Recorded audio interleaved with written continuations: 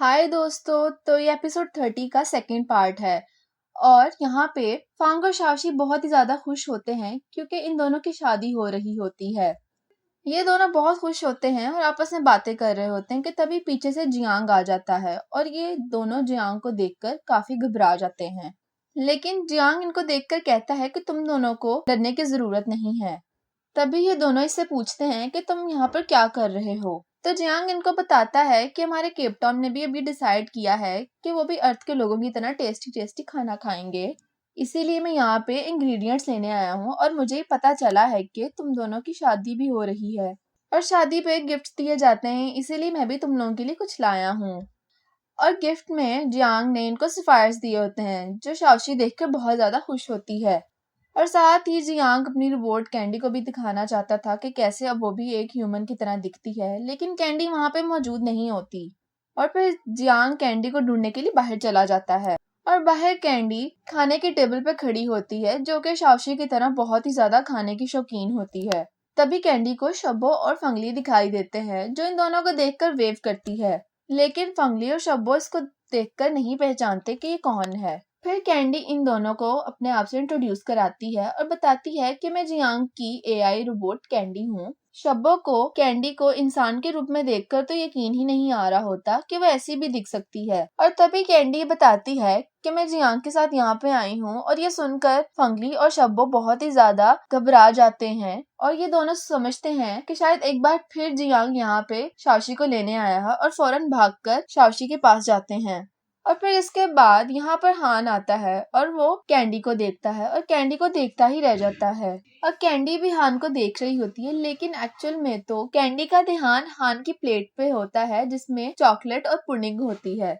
हान कैंडी को वो सब चीजें ऑफर करता है, लेकिन तभी वहां पे जियांग आ जाता है और इससे कहता है कि तुम्हें इससे चॉकलेट लेने की जरूरत नहीं है और कैंडी को यहाँ से ले जाता है। हान ये देखकर बहुत अपसेट होता है, लेकिन साथ ही उसे अपनी नेक्स्ट बुक के लिए टाइटल मिल जाता है कि दो लोग जो एक दूसरे से प्यार करते हैं शायद नहीं मिल पाएंगे। फिर इसके बाद प्रॉपर तरीके से वेडिंग शुरू हो जाती है और शाओशी रैंप पे वॉक करके फांग के पास जा रही होती है और बहुत ही ज्यादा खूबसूरत लग रही होती है।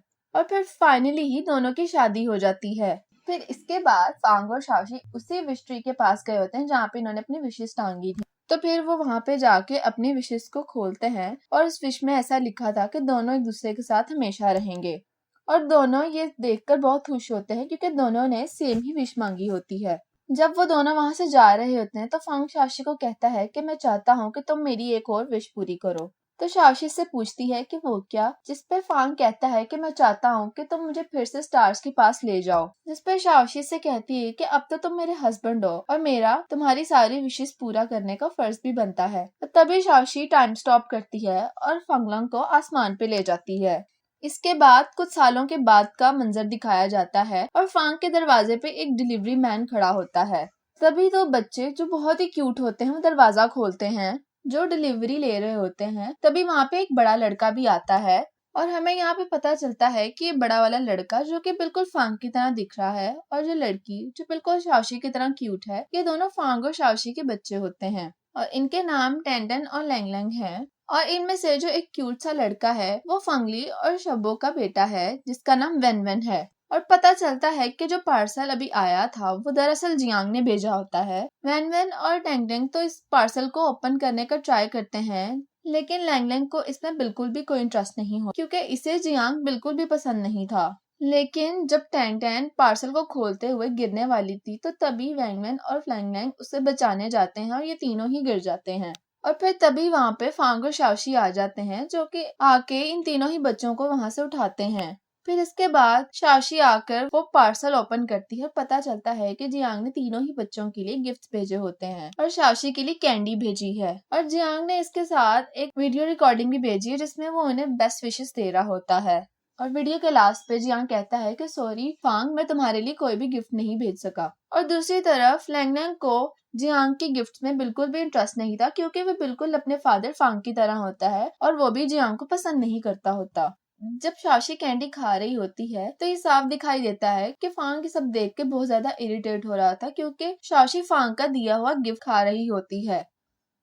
लेकिन शाओशी फांग के पास जाती है और कहती है कि तुम क्यों फिक्र करते हो, ये कैंडी कितनी ही अच्छी क्यों ना हो, लेकिन मेरे लिए सबसे अच्छी चीज वो है जो तुम मेरे लिए बनाते हो। दूसरी तरफ शब्बो और फंगली एक जगह पे होते हैं और ये दोनों वहां पे वेकेशंस के लिए आए होते हैं और शब्बो फंगली की पेंटिंग बना रही होती है। और जब फंगली आके पेंटिंग देखता है तो वो पेंटिंग बहुत ही ज्यादा गंदी सी और सादा सी होती है। फंगली कुछ कह नहीं पाता इसको क्योंकि शब्बो ने ये पेंटिंग उसके लिए बहुत ही ज्यादा प्यार से बनाई होती है और स्माइल करने लग जाता है। फिर शब्बो फंगली से कहती है कि जब बच्चे साथ में नहीं होते तो वेकेशन पे एक साथ टाइम स्पेंड करने का कितना मजा आता है। यहाँ पे हमें पता चलता है कि दोनों भी एक साथ हैं, बहुत ही ज्यादा खुश हैं। और दूसरी तरफ घर पे तीनों ही बच्चे किसी चीज पे लड़ाई करने लग जाते हैं और ये तीनों आपस में लड़ रहे होते हैं कि लड़ते लड़ते बेचारा वैन वैन एक टर्टल में बदल जाता है। शाओशी और फांगली वहां पे आते हैं और ये देख के बहुत ज्यादा कंफ्यूज होते हैं और इसके बाद फांगली और शब्बो भी आ जाते हैं और फिर वैन वैन के पेरेंट्स आकर वैन वैन को आइस ट्रे में रखते हैं ताकि वो वापस से नॉर्मल हो सके। और कुछ ही देर में वैन वैन वापस से नॉर्मल हो जाता है और वो अपसेट था कि वो एकदम से टर्टल कैसे बन गया। और तभी शब्बो इसे कहती है कि हमारी बॉडी में कुछ ऐसे डीएनएज हैं जो हमें बार बार हीट मिलने पर टर्टल में कन्वर्ट कर देती है और इसीलिए तुम ज्यादा गुस्सा ना किया करो और फिजिकल फाइट्स में ना पड़ा करो और अगर तुम ऐसा करोगे तो तुम नॉर्मल रहोगे। फिर इसके बाद ये सभी बहुत प्यार से बैठे होते हैं और सभी विंडो के बाहर देख रहे होते हैं और एकदम से फायरवर्क्स शुरू हो जाते हैं। इसका मतलब ये है कि न्यू ईयर स्टार्ट हो चुका है। और फिर फांग इन सबसे कहता है कि मुझे तो पता ही नहीं चला कि 10 साल कैसे गुजर गए। फिर फांग इन सबसे कहता है कि जिसे भी अपनी न्यू ईयर की विश मांगनी है वो मांग ले। वैन वैन कहता है कि मेरी तो विश यही है कि मैं कभी भी टर्टल में कन्वर्ट ना हूँ। और टेंटन कहती है कि मेरी तो विश यही है कि अंकल जियांग मुझे हमेशा अच्छे अच्छे गिफ्ट्स भेजते रहें और मैं सबको स्कूल में बताऊं कि मेरे अंकल जियांग कितने हैंडसम हैं। तभी फांग टेंटन को देखता है जिसपे टेंटन बात बदल देती है और कहती है कि लेकिन मेरे फादर तो सबसे ही ज्यादा क्यूट हैं। और जब लैंग लैंग की विश मांगने की बारी आती है तो वह कहता है कि मैं तो ये चाहता हूँ कि हमारी अर्थ और केप टाउन के बीच में जो पोस्टल सर्विस है वो ही किसी तरह से बंद हो जाए ताकि अंकल जियांग यहाँ पे कोई भी गिफ्ट ना भेज सके। फांग अपने बेटे की विश सुन के बहुत ज्यादा खुश होता है क्योंकि फांग और उसका बड़ा बेटा बिल्कुल ही एक जैसे होते हैं। इसके बाद ये सभी विंडो के पास खड़े फायरवर्क्स देख रहे होते हैं। तभी फांग शाओशी से पूछता है कि तुम्हारी विश क्या है और शाओशी से कहती है कि मेरी तो यही विश है कि हमारी ब्यूटीफुल सी स्टोरी ऐसे ही कंटिन्यू रहे और हमें सीजन 3 भी देखने को मिले। और शाओशी की इसी बात के साथ ये एपिसोड और ये ड्रामा खत्म हो जाता है। आई होप कि आप सबको इस ड्रामा की एक्सप्लेनेशन पसंद आई हो और अगर आपका कोई भी ड्रामा देखने का मन है तो आप कमेंट बॉक्स में बता सकते हैं और फिर मैं वो ड्रामा आपके लिए एक्सप्लेन कर दूंगी। इसके साथ ही आप सब अपना ख्याल रखिए। Bye bye.